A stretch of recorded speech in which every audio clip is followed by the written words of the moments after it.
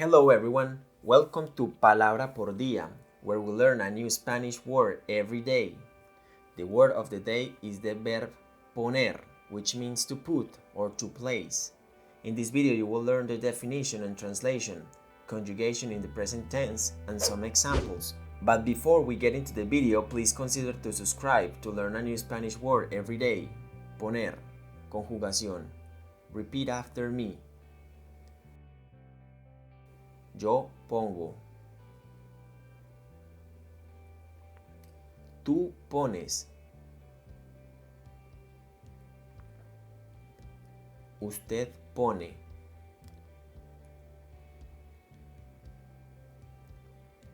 Él pone. Nosotros ponemos. Ellos ponen.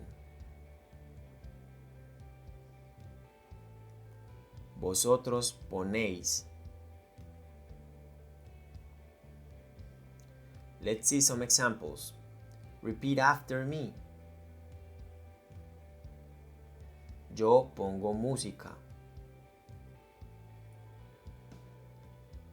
Tú pones música. Usted pone música.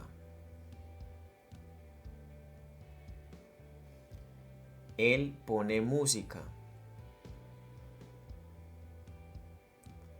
Nosotros ponemos música. Ellos ponen música. Vosotros ponéis música. ¿Tienes alguna duda? Comenta y te respondo. Do you have any questions? Comment and I will answer. Subscribe if you wanna easily learn a new Spanish word every day.